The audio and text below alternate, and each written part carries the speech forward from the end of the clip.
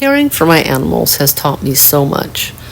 I have some older dogs now, and I am responsible for keeping them healthy. Something that's come into focus is nutrition, which also made me think about my own nutrition and my husband's nutrition. And I don't know if y'all are aware of Dr. Boz, but God bless her. Thank God for her. Anyway, she got me turned on to the chronometer.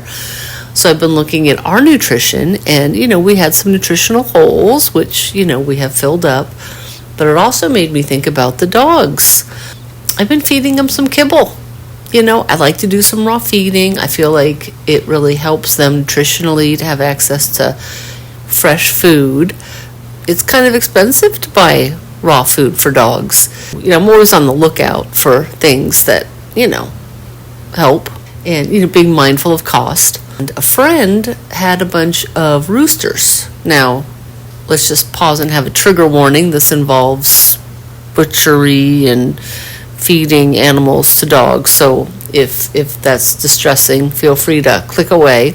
And I wanted to share, because, processing, of course, it came right out of the blue. Who's got time? You know what I mean? Like processing a chicken, like for reals, with like plucking and all that. It's a lot of work, right?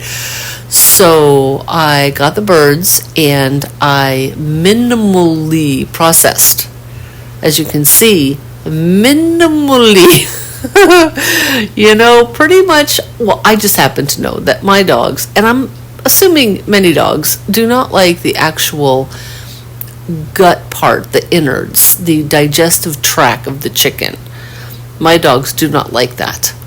But they like everything else, except for maybe the long feathers, right? So I just wanted to share, because it's not hard to minimally process a chicken. I'm not going to show it online because it's pretty graphic, but for people that have done that sort of thing, it's, around where the vent is, you just open it up, take out the guts, but leave the gizzard, the heart, the lungs, the gonads, the trachea, the feet, the head, the wings, everything. You don't even have to pluck, honestly. It was very, very simple, very, very easy to have the dogs have some access to fresh food. And it didn't cost me anything other than being open and willing. And I would hazard a guess that if you kind of opened yourself up to your neighbors, that, you're willing to take care of some roosters for them, they just might happily gift them to you. Of course, I'd be open and honest about what you're doing, because you're not offering safe haven for roosters. It's pretty much ethical situation, as long as you know how to dispatch a chicken with minimal pain and suffering.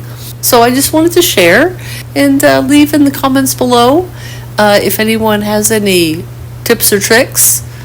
And thanks for following along. And I know it's been a little bit since I've posted. I've had to rethink how I do everything. And I will post more, because things are going well. Keeping the dogs for sure off the road and not at the neighbors. They are now quasi house dogs, but we're still getting the job done. And so I'll talk more about that, in upcoming little videos. All right, hope everybody's well. Bye for now.